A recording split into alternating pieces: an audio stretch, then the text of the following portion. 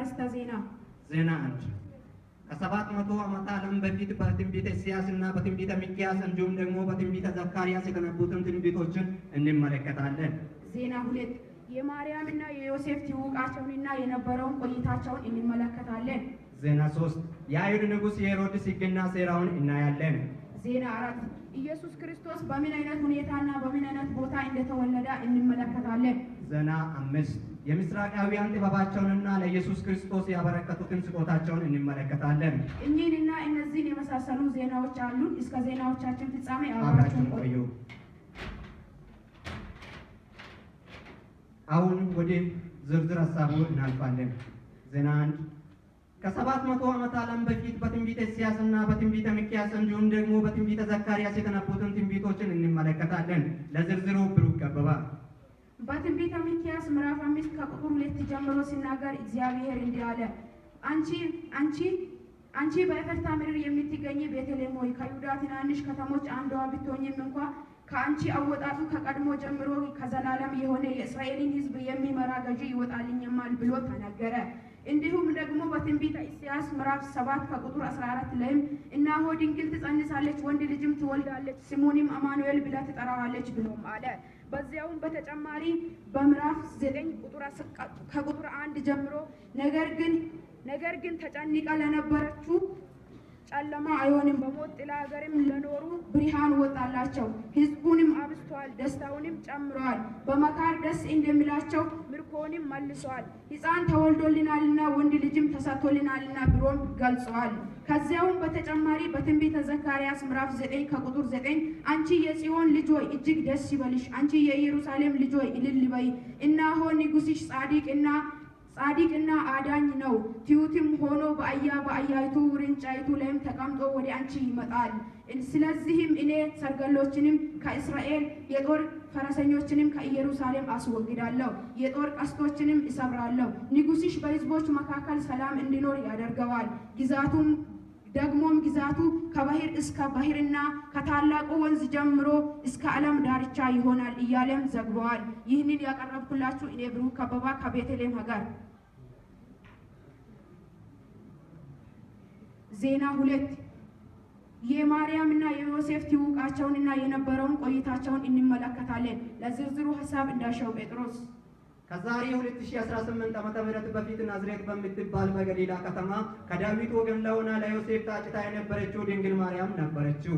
እርሷም ወንድን የማታውቅና ድንግልና ጻድቅ ሆና እያለች ለዮሴፍ ታጭታ ሳለ የጌታ መልአክ ገብርኤል የምስራች አበሰረላት። ማርያም ደስ በልሽ፣ ጸጋ የሞላብሽ ጌታ ከአንቺ ጋር ነውና አንቺ ከሴቶች መካከል የተባረክሽ ነሽ አላት። እርሷም በጣም ደነገጠችና ይህ እንዴት ያለው ሰላምታ ነው አለች።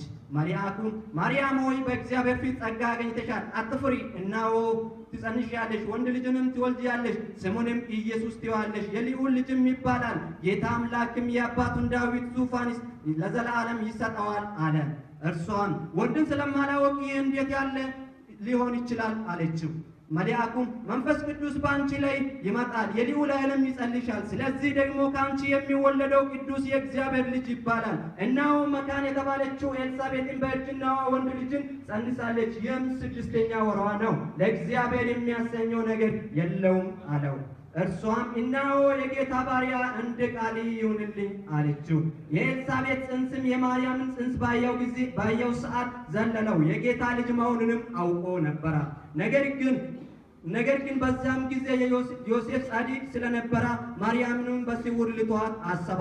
መልአኩም የዳዊት ልጅ ዮሴፍ ሆይ እርሷ የጸነሰችው ከመንፈስ ቅዱስ ነውና ከወንድ ፈቃድ አይደለም፣ እጮኛንም ማርያም ለመውሰድ አትፍራ፣ ልጅንም ትወልዳለች፣ እርሱም ሕዝቡን ከኃጢአታቸው ያድናቸዋል፣ ስሙንም ኢየሱስ ትለዋለች፣ በነቢዩ ከጌታ ዘንድ የተናገረው ይፈጸማል። ዮሴፍም የጌታ መልአክ እንዳዘዘው አደረገ፣ እጮኛዋንም ወሰደ። ይህንንም ያቀረብኩት እኔ እንዳሻው ጴጥሮስ ከገሊላ ከተማ።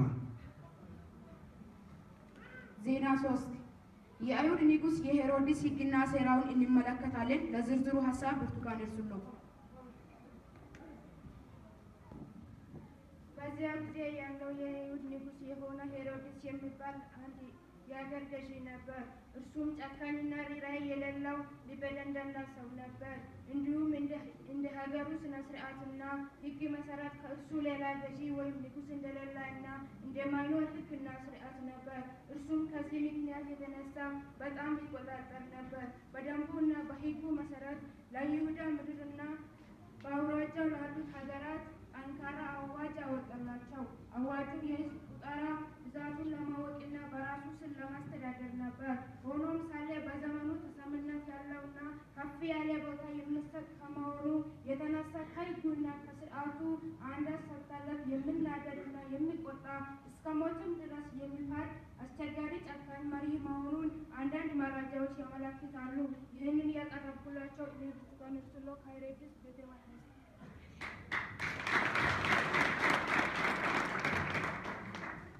ዜና 4 ኢየሱስ ክርስቶስ በምን አይነት ሁኔታና በምን አይነት ቦታ እንደተወለደ እንመለከታለን። ለዝርዝሩ ብሩክ ከበባ።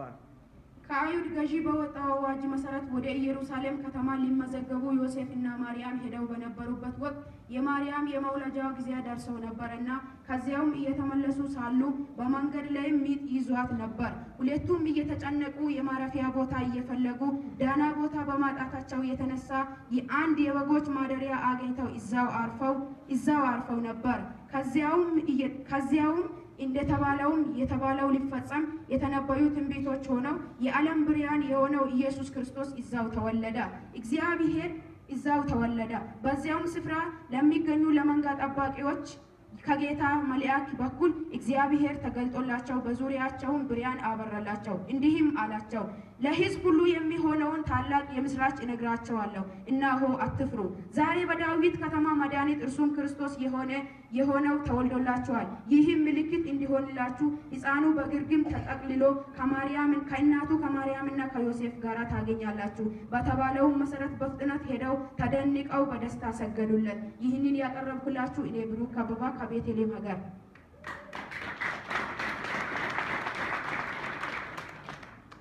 ዜና 5 የምስራቃውያን ጥበባቸውንና ለኢየሱስ ክርስቶስ ያበረከቱትን ስጦታቸውን እንመለከታለን። ለዝርዝሩ ሐሳብ እንዳሻው ጴጥሮስ።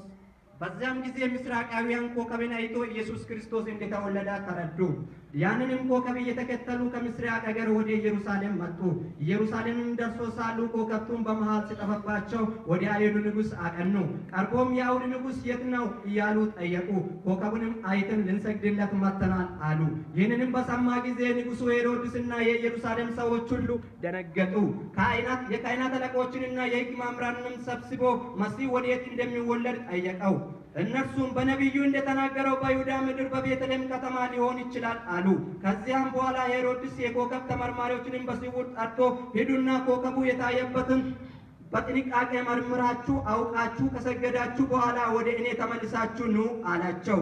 እነርሱም በዚያም መሰረት ኮከቡን እየተከተሉ ወደ ቤተልሔም ሕፃኑ ወደ ያለበትን ደረሱና ሰገዱለት። ስጦታቸውንም ሁሉ በደስታ እየተደሰቱ ሰጡለት። ከዚያም በኋላ ወደ ንጉሡ ሄሮድስ ሳይመለሱ በተገለጠላቸው ሕልም መሰረት በሌላ መንገድ ወደ ሀገራቸው ተመለሱ።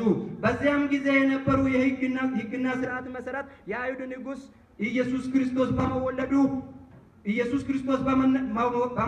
ንጉሥ ሄሮድስ እጅግ ተቆጥቶ ስለነበረ ሰብአ ሰገልም ሳይመለሱ ስለቀሩ ተናዶ ስለነበረ ኢየሱስ ክርስቶስ ለመግደል ብሎ ከ2 ዓመት በታች ያሉትን ሕፃናትን እንዲመዘገቡና ወንድ እንዲገደል አስቸኳይ ትእዛዝ አወጣ። ነገር ግን እግዚአብሔር አስቀድሞ ለዮሴፍ በሕልም በመከረው ምክር ወደ ግብፅ ወርዶ ስለነበረ ከዛ ዛቻና ሞት አስመለጠ። ሕፃኑን ይፈልግ የነበረው ሄሮድስ በትል ተነድፎ በድንገት ከዚህ ዓለም በሞት ተለየ። ከዚያም በኋላ ኢየሱስም ወደ ኢየሩሳሌም ተመለሰ። ታላቅ ደስታና ሐሴትም ለዘላለም ሆነላቸው። ይህንን ያቀረብኩላቸው እኔ እንዳሻው ጴጥሮስ ከይሁዳ ሀገር።